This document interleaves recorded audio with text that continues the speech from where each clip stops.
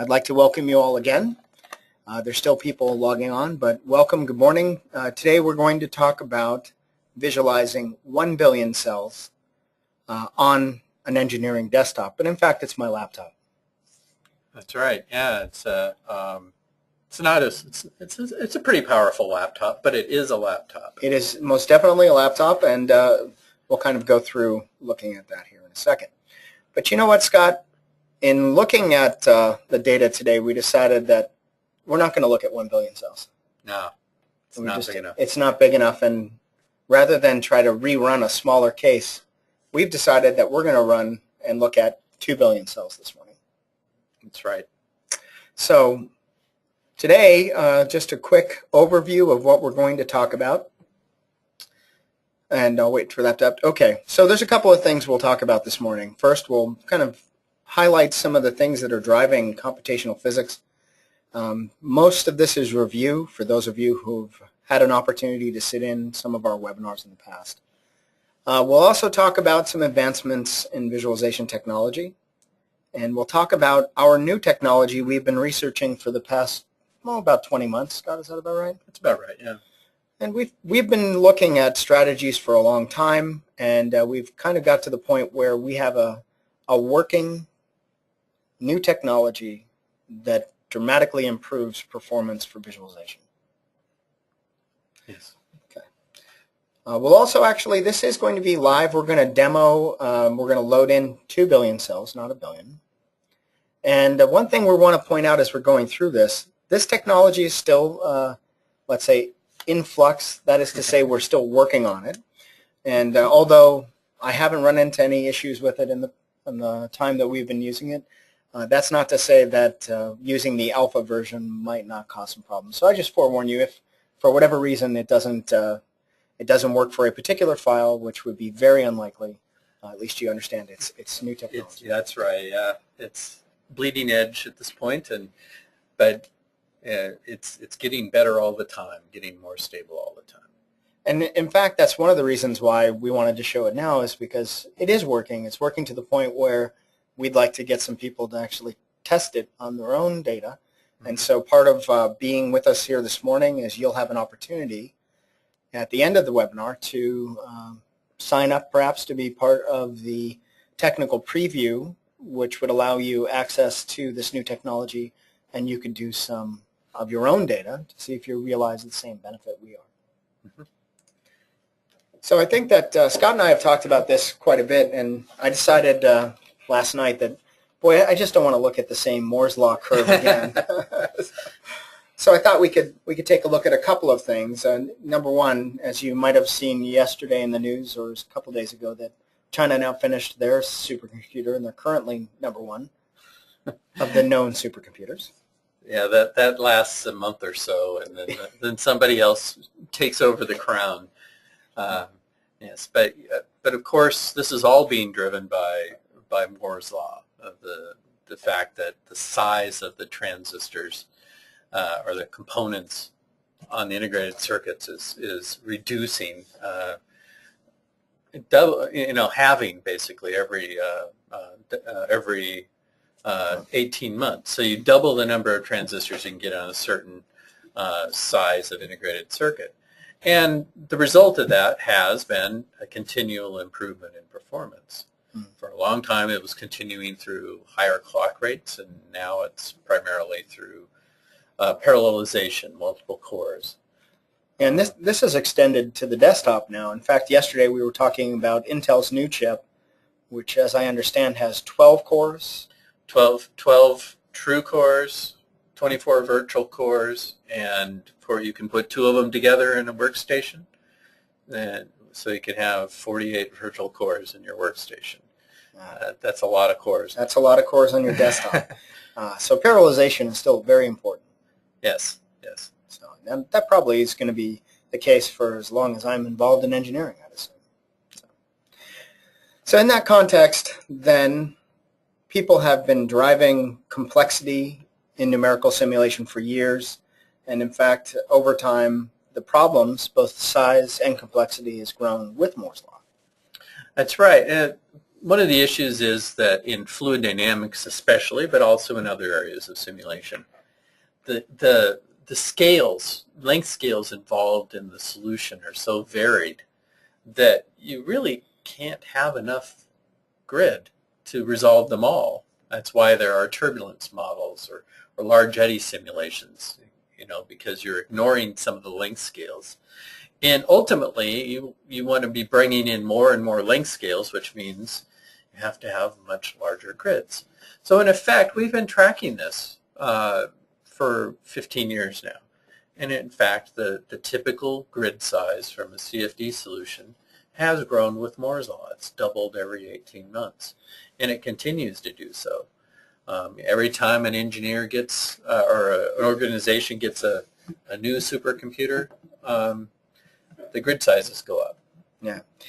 And then, so the natural consequence of that is that the signal-to-noise ratio, that is the amount of useful information in a large simulation, actually goes down, comparative to the data that's probably not as useful.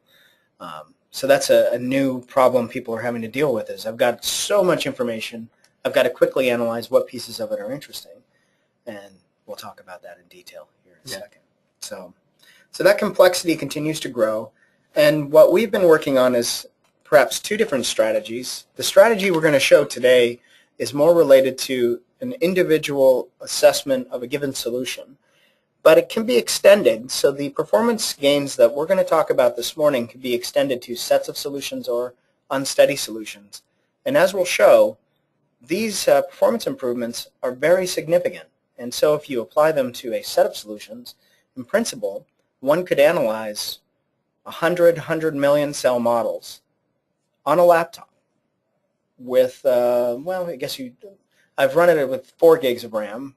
Yeah. So I suspect you could run with less. But in principle, if you assume each one's probably going to use less than a gigabyte, you might be able to run 10 of those at a time. If you process that much data that quickly, you're going to spend more of your time doing actual work and less of your time looking at the screen waiting for something to happen. And that's the nature of TechPlot Chorus is for, as you're seeing here, is our product for visualizing collections of data, large collections, related collections, usually from a parametric study or of some sort. And so you have, as you said, maybe 100 or 1,000 solutions, and you create a new view that you want to look at in your data, and you want it to be reflected in all 999 remaining solutions. And so Chorus then will go out and do this, and frankly, it takes a long time unless you are very smart about how you load your data. Yeah, and we'll talk about that in detail. So we don't want to spend too much time on Chorus, as that's not the primary driver here, but it's worth pointing out that the use of parametric analysis has become very common. People are applying it to robust design, statistical engineering. We're seeing people doing comparative analysis, looking at aggregations of statistics across sets of solutions. And it really leads to an enormous amount of information, thousands of solutions. And so we're not going to talk about that here today, but an upcoming webinar will show how a combination of this new technology and the existing TechPlot Chorus technology can be very powerful for analyzing sets of solutions. I'm going to kind of move on. Okay. So if we kind of walk into the, many of you have seen this before, but this is the data processing pipeline. And if we move from where the solution files are, and they don't have to be local, they could be local, in which case bandwidth wouldn't be necessarily a rate determining feature. Then there's the CPU, GPU, depending on how the data is analyzed, and ultimately the rendering. And in principle, we've been talking about this for some time, but the GPU, CPU is doubling about every 18 months. Yeah, that's Moore's Law. Moore's Law, and it's consistent. The bandwidth, although not linear in that we don't start off and then 16 months from now we'll incrementally get to the point where it's twice as fast, but about every 16 months there's improvements that give us about a 16 or a doubling of overall network bandwidth. Yeah. And that usually actually occurs in orders of magnitude, at least on local area networks, right? You go from 100 megabits per second to a gigabit per second to 10 gigabits per second. Yeah. And end up beyond. And so that's right. Yeah, I mean, it doesn't happen continuously, but on the average, that's about what it does every 16 months or so. And what we've seen, and actually, we had a conversation with a group recently who they just can't write the data fast enough. Mm-hmm. And they were saying, well, hey, not only can I not read it, I can't even write it. But the problem we have is that loading data, that is the I.O. from the disk, whether it's an array, whether it's a parallelized file system, whether it's a local solid-state drive or a traditional drive, it's only doubling every 36 months. Yeah, the 36 months is Kreider's law. And that's actually at the at a spindle level. It's doubling every 36 months. So in principle, if you could exponentially grow the number of spindles you had in your parallel file system, you could keep up with Moore's law. But you can't do that. Exponential growth of hard disks is not feasible. And so in the end, what's happening is you get this redshift, is the term that a lot of people use, where the hard drive is becoming the bottleneck more and more as time goes on. It's the bandwidths that are getting separated in a way that it makes it very hard to get your data off the hard disk in a timely fashion. And so you can see here, this is Kreider's law, and the top one is Kreider's first law, which is disk capacity is doubling every 12 months. So capacity is fine; it's doubling, faster than CPU performance. So every 12 months, they come, you get twice as much data, but it's not, you can't read it as fast as you could before. I mean, for the same file size, it's faster. Mm-hmm. But if you tried to read the whole disk or copy a file, off the disk, it's slower. And in fact, if the file size is only growing with Moore's law, which is what we know is happening from studying this for 15 years, that is also growing faster than the I/O performance, and so it's taking longer and longer to load our CFD files from the hard disks. And so that was probably the main driver when we started looking for technologies. And that's not to say, and I recently wrote a blog about this, but there's been a tremendous investment in strategies to leverage highly parallelized clusters for visualization. That includes parallel rendering, of course, parallel data loading, and there's a number of things that people have been doing on the cluster to try to make it so that they can visualize very large data. And there's a lot of people who have access to those resources. Yeah. But in my experience and what I've seen, the number of people who have access for their day-to-day engineering work to the large HPC facility is small. Yeah. For the most part, they end up either running in batch mode because they can't actually get the head node, or they copy the data local and they try to do the processing on their desktop or their workstation. So in a way, those great improvements, they're only improvements if you have access to very large computational resources. And from a trend point of view, if you go to a parallel file system, a parallel machine, and do parallel reads, in the end, you're still going to be hit by Kreider's law. Right. Because it'll be dramatically faster now, but that redshift is getting worse as time goes on.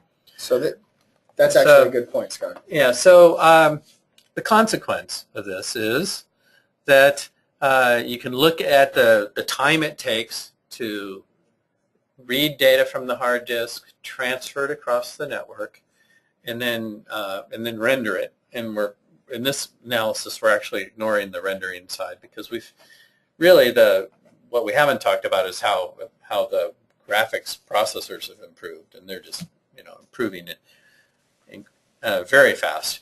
So if you just look at the time it takes to read it and transfer it, you can see that because the file size is increasing, the time it takes to read is increasing. And it's increasing pretty dramatically over time. And the time it takes to transfer it, because the networks are actually improving pretty rapidly, is reducing. Now, some people say maybe it's not reducing, maybe it's pretty much flat, maybe it's doubling every 18 months on network performance. But either way, you get the same sort of analysis. And in the end, you get this point, this minimum point on the time. And you can see here that our analysis says that somewhere in that it's passed. Right. And that from now on, for these two particular cases, the time it takes to visualize something is actually going up. And this is just about reading the data and transferring it. This is nothing about parallel extraction of isosurfaces or rendering at all. I mean, this is just the reading time is actually increasing as we go forward. And there's part of the strategy people have been using, and a number of other applications have tried, which is basically, I'm going to guess going into my simulation that this is what I want to look at, and so I'll only extract that feature. Yeah. And although that approach is fine, it's only fine if you're absolutely certain that you're choosing the right feature. And what we found is that often that's not the case. That in fact, when you start off, you think that, oh yeah, well, I know exactly what I want, but if you miss, going back and having to regenerate the data can be another heavy investment. And so we're looking for strategies that don't make it so that you have to do that, so that you can get the same performance that you would get by looking at only the features, but now you can do it with the complete volume. And of course, you can always extract it, but we'll talk about that in detail. So ultimately, then, what we'll talk about is to reduce this bottleneck, to overcome the redshift, one needs to reduce the amount of information needed and read from the disk. And we'll talk about subzone load on demand, which is a technology that we've developed over the last 20 months or so to help address this. And the key here is that it must scale sublinearly. This is about sustainability, right? We want our improvements to be sustainable over time. In spite of this redshift. And so you must scale the amount of data you read sublinearly. You double the file size, you can't double the amount of data you read. Right. And that was the goal here. And it basically, you do it by indexing the data and then loading only the data you need. It's a fairly simple concept. So conceptually, although many of you have seen this before, subzone load on demand, and this is a simplification obviously, but basically what it says is that for any particular feature, that could be an isosurface, a slice, a streamline, a contour line, that feature only goes through a subset of the total volume. And the idea is that if you can index appropriately, one can actually load only those zones of information, the information around where that line actually is going to be drawn. And as a result, the amount of information you have to load, again, depending on the size of the data, can be substantially less. This case, it's 5/16 of the data, but again, this is an extraordinarily simple case. It's really not reflective of what's actually happening. Here's a better example of showing you what those subzones might look like in 3 dimensions. Yeah, it's kind of hard to see this. It just looks like the one on the right is a little fuzzy, I'm sure, on your screen. But what that actually is little blocks of data that are spanning the isosurface. And so you can see that there's that it's actually a very small part of this overall volume, which is the cylinder you can see outlined on the left. And that's how it works. It loads a very small portion of the overall volume. So we want to get into the meat of this, so we'll try to pick up the pace a bit so we can actually show you this. So this can be extended again to unstructured data. So today we're going to look at a number of test cases. We'll start by looking at a relatively small case. This is a landing gear. The data came from CFD++. It's relatively old, to be honest with you. We've had this data set for, gosh, how long? Maybe 10 years. Yeah, it's been around quite a while. It's a nice data set, but it's not very big. And we wanted to show you this because in principle, this approach is great for large data, but it has to be pretty good for even small data. Otherwise, there won't be enough of a reason to make the investment in this new strategy. We'll also look at a case that came from Cobalt. This is a pair of helicopters flying side by side. And last, we'll look at, well, 3 cases, so I guess it's not last, but there's a trapezoidal wing. This is from the High Lift Prediction Workshop, and it's 208 million cells, as well as we doubled it to make it 416 million cells. And last, we'll look at a 2 billion cell model. Mm-hmm. So, Scott, do you want to? Sure. Let's. This is actually this synthetic data that we've created just to test the scaling for this new technique. So you can see that that the lines on the right, the top one is for time, and so the time it takes as you increase. This is an exponential scale, or log scale now on the size. That's the horizontal scale. Vertical scale is time.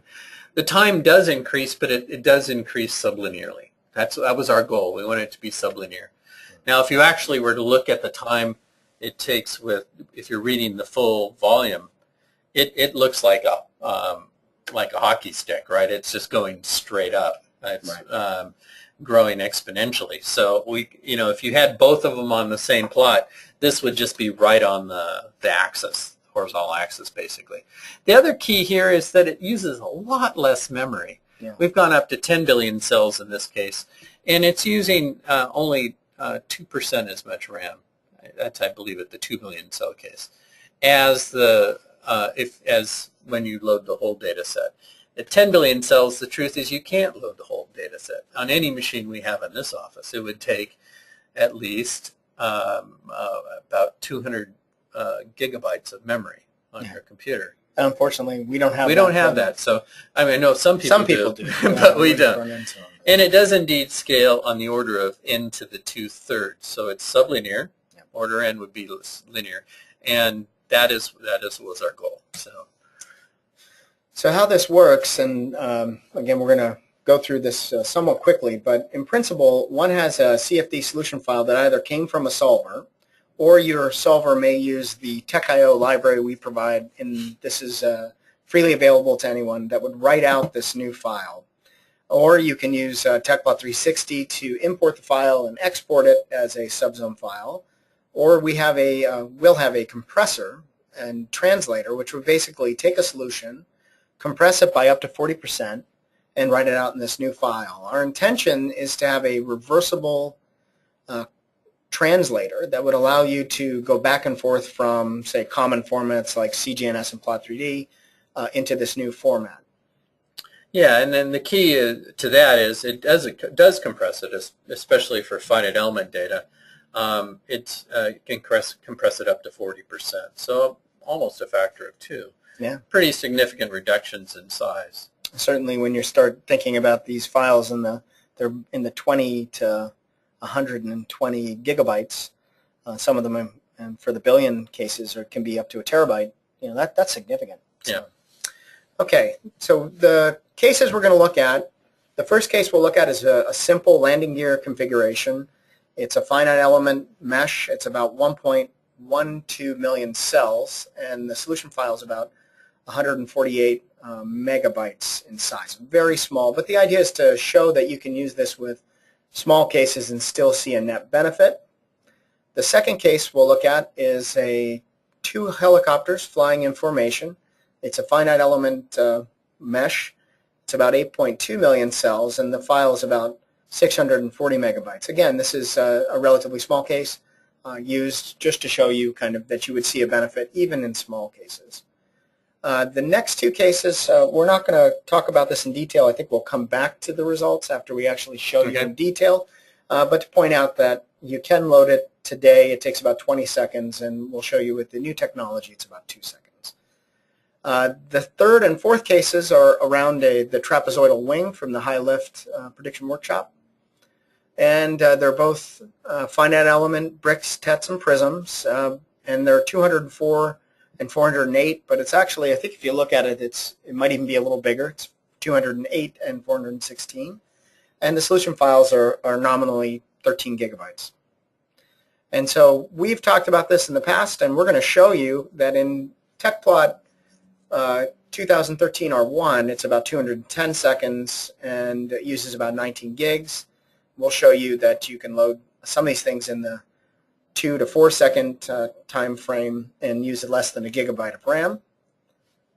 And then the full Trapwing, which is the 416 million cell model, I can't load it on my laptop because I only have 32 gigs of RAM, so I can't show you that one, but I will show you that you can load it using the new technology and use less than 2 gigabytes of RAM. Finally, we'll look at the 2 billion cell model, and again, we don't have examples we can show you much because they're impossible. Yeah, we have one machine in the office that can load the 2 billion cell example on in TechPlot 360 2013 R1, and that is a 96 gigabyte machine, and it just barely loads it. It's pushing the limit, and so if you go beyond that, I showed you already a 10 billion cell result in the scaling. Yeah. I mean, that's impossible. So in any machine in our office, and probably most offices, frankly. So from that standpoint, this new technology makes the impossible possible, at least for me. And so we're going to go ahead and we'll get out of PowerPoint land for a moment, and I'm going to wait for this to update. And we'll start by looking at, this is the data, and I'll show you the data set. And we're going to actually load these, so you'll get an opportunity to experience that load time. So if you go to dataset info and look at the data set, you can see that this is 209 million elements, 231 million points. Okay? And you can see that the performance on screen is obviously quite snappy. And the amount of memory that's being used by TechPlot 360 today, or right now, is 863 megabytes. But you don't want to see this. We're going to actually get to this one, and we're going to march up from the small stuff to the big stuff, and we'll go ahead and do that. So let's we're going to start by the landing gear case, and a couple things to point out. You can see this. There is a subzone load on demand file, and then there's a tree file for each variable, and that's basically the indexing strategy. You'll also see there's a PLT file, and there's a landing gear, the full PLT. This is just the surfaces. So this is what we're loading, and we have some layouts. So let's first go back. What I'm showing you from a version standpoint is TechPlot 360's next release. We're working on it now. Some people are actually part of our beta program, but this is a complete redesign of TechPlot 360 with a focus on making it so you don't have to learn or relearn anything. Most of it's going to be what you're used to, but we made some improvements along the way to make the usability even better, because we know that you may not use post-processing. You'll be doing CFD maybe for 2 weeks, and then you might take 2 months off, come back to it. We wanted to make that transition easy. So we really made it focused on ease of use, stability, and performance. And while you're loading this, it also is faster, even without the subzone load on demand. Absolutely. This is up to twice as fast as the previous version of TechPlot 360. So I'm going to just open up that case that we talked about. This is a landing gear, and we're going to generate a series of isosurfaces. And we'll go ahead and load that in. Now this is in TechPlot format today, and you see it takes about 3.7 seconds to load. So that's in our current format. That's still pretty fast. Standard format, yeah. Let's see. Okay, good. Waiting for it to update for you. And we'll let it update again. Okay, let's do the same exercise, but this time, actually what we'll do is we'll start fresh so that it doesn't have any caching issues. And let's go ahead and load that. Same thing. We're going to open the layout, but this time we want to use the subzone strategy, and you can see that it loads in less than a second. So it's, even for this small data case, it's 6 times faster. Yeah, and that may not seem like much, but remember if you're doing this in TechPlot Chorus, that's a 5-second advantage over 1,000 cases. So yeah, it becomes a significant amount of time. Absolutely. Yeah. And that's something that, when we look at it, and again, if you're looking at multiple files, that can be extraordinary. Or if you're looking at unsteady simulations and you wanted to animate through 1,000 of these, Right. well, it's going to take you 500 seconds, and with TechPlot 360 today, it would have taken you, well, a lot longer. So, all right. So let's move up to perhaps a more representative data file. That is the helicopters. And we'll go ahead and start by profiling the load of the actual PLT format. And so what we're looking at here again is an isosurface. And it takes a second to load. This is an isosurface of Lambda 2. Sure. So this is one of the standard techniques for visualizing vortices.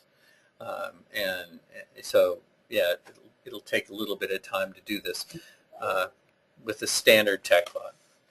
Go ahead. So I'll let that update on the screen for you. So I disregard all the information below here. I think the important thing to point out is it took 22.71 seconds to load, which isn't a long time. No. But at the same time, if you're doing this day in and day out, it gets old. So let's go ahead and load in now the subzone file. And okay, so there it is. Same file. Now we're just using the new strategy. And we're going to profile that. And so in this case, it takes 2 seconds. Huge difference. Huge difference, and it's what you always wanted. I mean, that's the point of all this, is that ultimately, as an engineer, you don't want to spend any time waiting for things, because that's not productive time. No, and that 18 seconds is time to start thinking about, what you're going to do, have for dinner or whatever. It's a distraction. So this helps you keep focused. Absolutely. And this is not a huge case. This is probably less than average at around 10 million cells. But as you see, as we go up in size, yeah, it gets more pronounced. It just gets better. Yeah. All right, so we've looked at a relatively small case, or a very small case, a relatively small case, and now we're going to look at one of the bigger cases. 208 million cells. So this is maybe a little above average for our customers that are running CFD cases, but not much. I mean, this is a not uncommon file size. Now, let's double check our timing to make sure we have time for this. Okay, we do. So what I'm going to show you is what has caused me, at least, to drink more coffee than necessary. And those who know me, I like coffee. But because things take a long time, yes, I end up getting more than I need. So this is, I'm just going to load in the geometry, the volume, and just take a slice. And we're going to load this in TechPlot format. Now, I don't think you can hear it. You might hear the fan in the background is my laptop. It's basically in complete lockdown mode, and it's loading in the data, and it will take a while to load. Yeah, and this is when, about now is when you start thinking that you want some more coffee. Or you start thinking, well, I don't want to do this again, so I'm going to just run everything in batch because, yeah. Who has time for this? Right. So what it's doing is it's loading.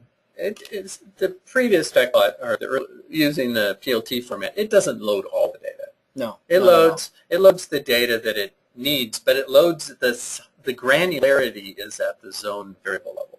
So it'll load X and Y and Z for each of the zones that impact this slice, and which is in this case all the zones. Right.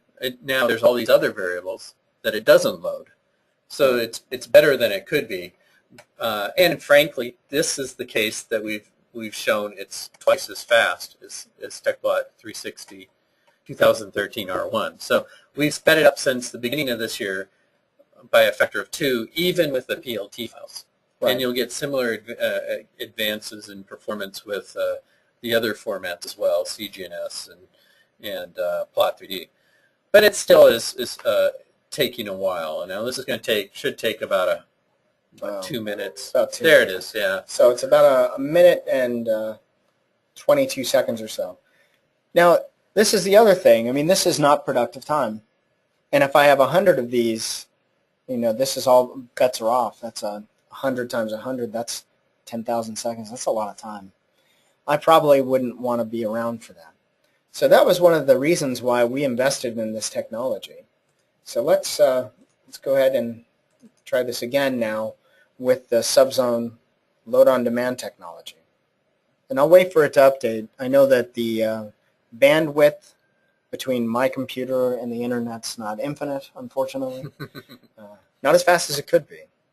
So let's go ahead and do that same profile now. We're going to profile the loading of that. And in this case, we're going to use our new strategy.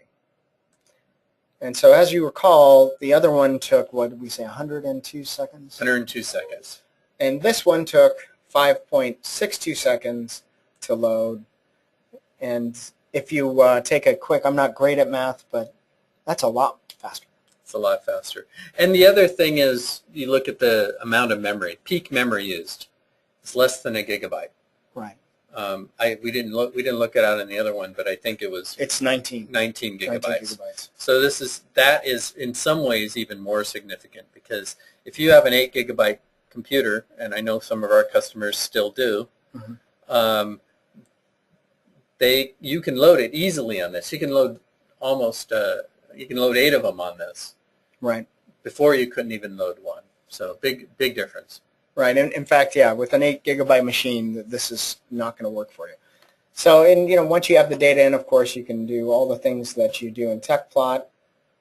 When you want to create an additional slice, which is a common question people ask, is, well, wait a minute, that's cool, but you didn't load all the data, so if I want to generate another slice, how does it work? Well, again, it's going to go back into the file, and it's going to take only those subzones and create a slice. So that second slice will take you about 4 seconds, whereas if you loaded it all, it would take 2 seconds. But my contention is 2 seconds or 4 seconds is not a huge deal. We're still talking about just a few not seconds. compared to 5-6 seconds versus 2 minutes. Right. Right. So it would take you would have to be sitting here and moving the slice back and forth for a very long time before you'd see before that make it worth loading all the data. Yeah. So there we go. We've done up to 200. Again, the results are more significant with the larger files than they were with the smaller files. And now we're going to look at the 416 million cell model. So this is actually the same data set, but the other one was it's a symmetric flow, so they only did half of the plane. Right. Now we're doing the full plane. So this would be more representative if, for instance, somebody was doing this airplane in a crosswind, where it's not symmetrical flow. Now it's important to point out that I was unable to load this file if it was just in TechPlot format. We do have this also in a couple of other formats, including Insight, and I can tell you that no matter what format, on my machine anyway, I can't load it, I just run out of memory. And so once you run out of memory, it starts to swap from the disk, and it's just all bets are off. So got to have a start point of, I can't show it to you today, but just assume that it would be the rest of our time together. And so we're going to go ahead and load an isosurface. And unlike a slice, the isosurface has to be a little smarter about how it goes through the data file. And actually, let's try one other thing here. I'm going to show you exactly how to load it so you get a sense of it, and then we'll create a layout. So the first thing that one would have to do is load in the scplt file, which is the subzone file. So this is just another loader. You just go and when you select your loader, you select the scplt loader. Now, one thing to point out is it's instant because it's just the volume data, and it's not going to show anything because you haven't actually dropped in a slice or isosurface. Mm-hmm. Then, of course, you probably want, in this case, I'm going to load in the surface files, and the surface files aren't small, but we can load those in as well, and we'll just append them. And so now what we're looking at is about, how many triangles? 10 million triangles? Yeah, there's 10 million triangles on the surface, so it's substantial. Right. It takes a few seconds to load that. actually, it probably takes longer to load the geometry in this case than it does The volume. to load the volume cells for the slice. Yeah. So you can see it's pretty small. It's the Yeah, it's zoom way in there. We'll kind of zoom in here so you can see it. So there it is, right there. Okay. So there's our model. And I'm going to reset the orientation axis so that we can rotate this around. All right, and now what we'd want to do is basically look at the isosurface. So we'll look at an isosurface of, say, -2. All right, so here we're looking at coefficient of pressure. So -2 means it's a low pressure area. So you'll see it actually will show a low pressure region on top of the wing. Right. And I would have shown you this as just a layout, but I wanted to give you a sense of just, what would it be like to What's the do process? the process. Yeah. It's important to point out that isosurfaces are a little longer. I think it takes about 20 seconds. So there's our layout, or there's the layout, the final thing that we want to look at. So if we wanted to get a timing, we'll go ahead and save this layout, and perhaps we'll just call it ISO and overwrite. Okay. So if we then just go back to start point, we'll use our profiler.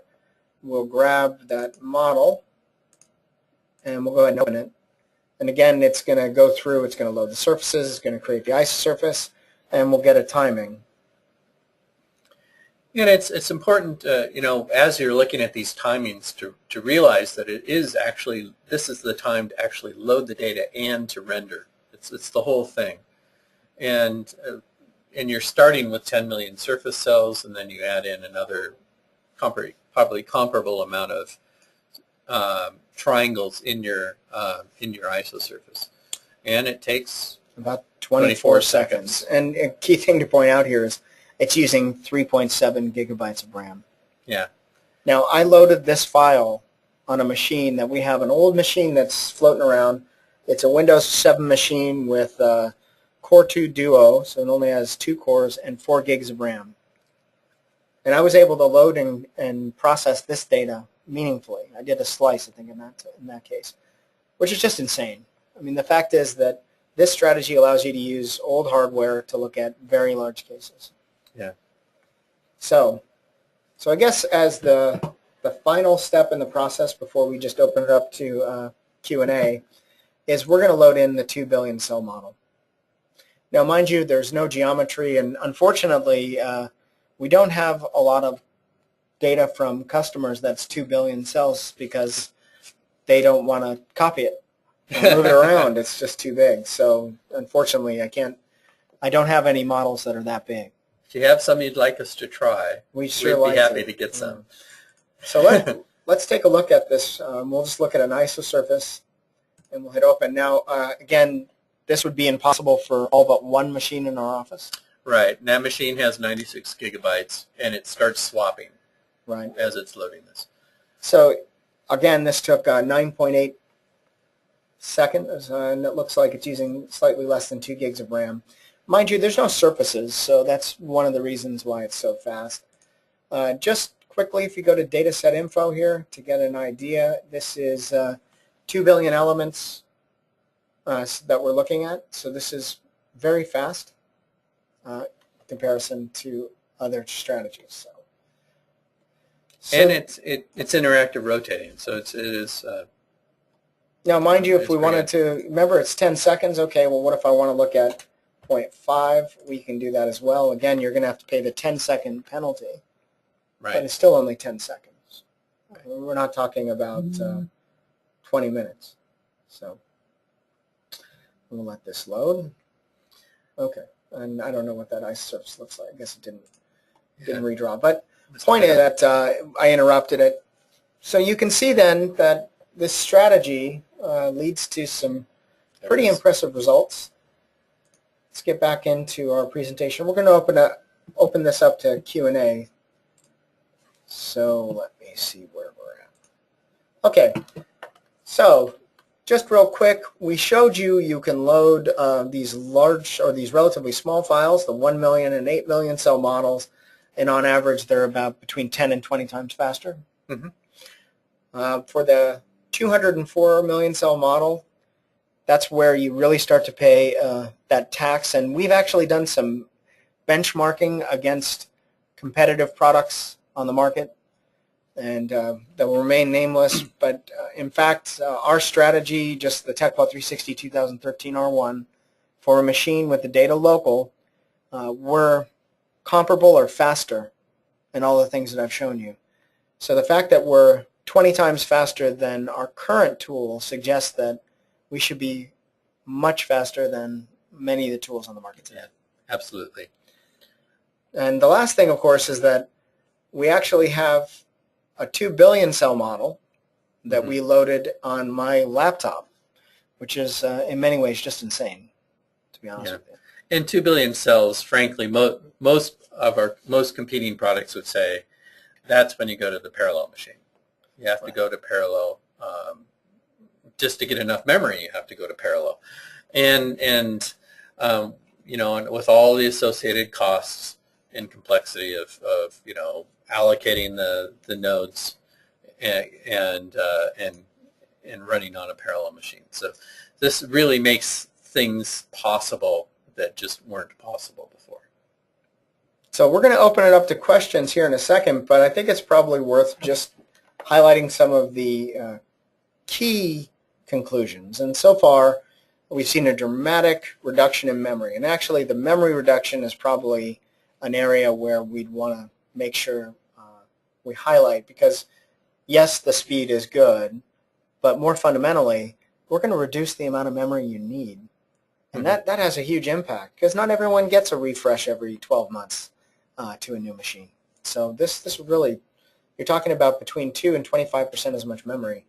Of course, that depends a lot on the case. And the scaling we've shown is actually on the order of n to the 2/3. That's for isosurfaces and slices. We haven't talked about stream traces here, but our experience with the stream traces is that scaling is on the order of 1/3. Right. Now, TechPlot stream traces are pretty darn fast to begin with, but this is even more dramatic with this new technology. We didn't show it here today, but we're also working on a subzone server, which is like a client server, which would allow you to run in client server mode from your HPC facility back to your client on your local workstation. So our intent is to have something to show on that perhaps in the next month or so, and as soon as we do, we'll have another webinar to talk about that strategy. The downside is you do have to convert the files to this new format. The upside being that the new file format is about 40% as large as the original file, which means you get a nice compression. And with TechIO, you can do this directly from the solver, so that should make it a little easier. So we're going to open it up to questions, and I want to, while we're going through questions, just very quickly, if you're interested in trying this technology with your own data, we would love to add you into our beta program. And you can go to the link below or just go to our main website and you'll see beta test program, click on it, sign up, and we can get this in your hands. Or if you want to talk to me directly, my email is here. It's d.rittenberg@techplot.com. You can call me. This is my landline number, or you can call the main TechPlot number. My extension is 271. Be very interested in talking with you, but certainly email is fine as well. So with that, let's go ahead and open it up to questions. We do have time for quite a few here. Okay, and we already have some questions, so let me get this a little larger so Scott and I can read it. Okay, questions, there we go. All right. So there are about, okay, there's a number of questions already. Okay. So let's start with how long does it take to generate the SCPLT files? John, that's a great question. In the current alpha that I'm showing you, we haven't really spent any time on optimizing the write, but we are working on that and parallelizing that. So Scott, you want to talk about that? So it does take a little while. Of course, it depends on the size of the file. The 2 billion cell case takes more time, obviously. Just reading the data takes quite a while. So, I mean, right now, it may be for 2 billion cells, it may be measured in an hour or Hours. two. Yeah. But for the smaller cases, it's pretty snappy. In the future, we expect that the write time is not going to be that significant. So. No, and again, that's an area where we're going to invest energy. We just haven't done that yet. Yeah. Okay, so are you loading and computing the isosurface? Yes, we are, Stuart. We take the data. We're actually using the calculation of the isosurface and then using that to go into the subzones and pull out the right information. I don't know if you want to talk about that. No, that pretty much covers it. So the process is you go into the tree file, you query it, you say, which subzones do I need? It goes through a tree to figure out which subzones it needs based on the isosurface value or the location of the slice, and it just loads those things, and then it generates the isosurface of slice on the fly as it's loading them. So it's all done in that 10 seconds or whatever that we were looking at. It's all done. Right. Another question was, what kind of video card are you going to need for this?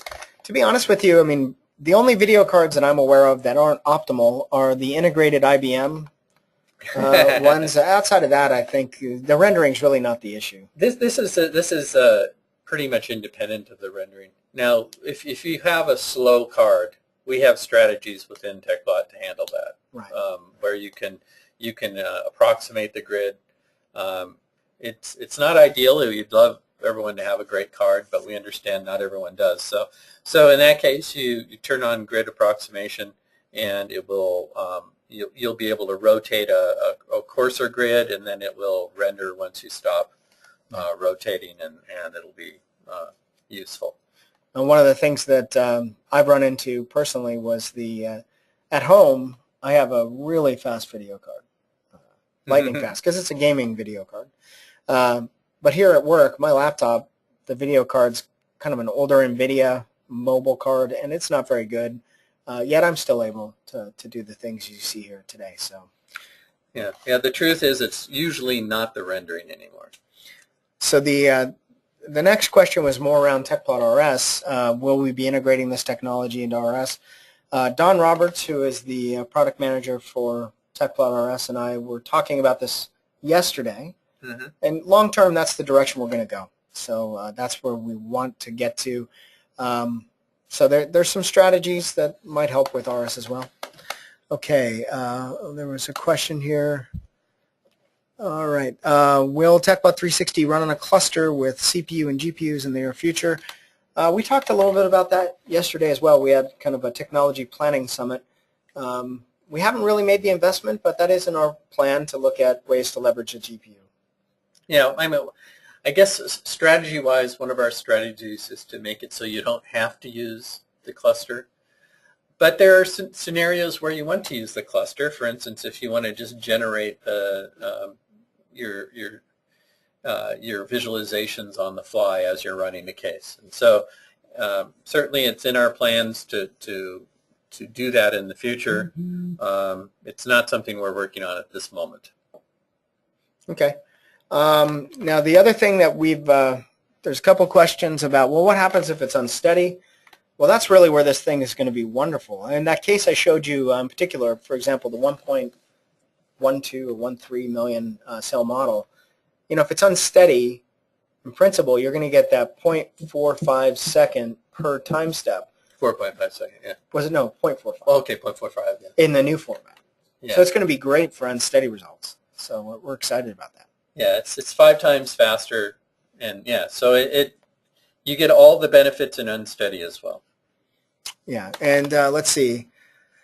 Can or will the indexing files handle deforming messages or message which change from one time step to another? Chuck, that's a good question. In principle, it should, so that really shouldn't pose too much of an issue. Yes, it will. It means that the advantage of a mesh that doesn't change is you can use the same index file for multiple time steps, but if it does change, you just write a separate index file for each time step, or you do separate indexing for each time step. So yeah, that's not a problem. You'll still get the benefits. we have time for maybe one or two more questions, so let's see. Did we catch all of these? Okay, we've got. Okay, there was a couple of questions about the video card. I think we already hit that. Okay, there's a question about. So can this be done kind of out of core, so to speak, can be done in batch? The short answer is the file conversions can be done in batch. The strategy that we'll have at release will allow you to run out of core potentially, so you'll be able to kind of process these large files without having to load them into TechPlot. Right. But the intent over time will be to make it so that major solvers will write out in this format, and so you won't have to worry about it. Right. So. Okay. All right. Let's see. There looks like, okay, if there's no other questions, well, Scott, thank you for joining me this morning, and thank you to everyone who sat in. Hopefully this was educational, and you can see the progress we've made. Again, if you are interested in participating in testing of this new technology, please contact us. You can contact me directly, and that's drittenberg@techplot.com. There's my phone numbers as well. Or please just go ahead and pop over to our website, click on Become a Beta Tester, and we'll go ahead and get you set up so you can experience this new technology. And with that, I'd like to thank everyone again, and thank you, Scott. Thank you. Our next webinar will likely be in about a month, where we'll talk about some of the technologies around the client server. Looking forward to it.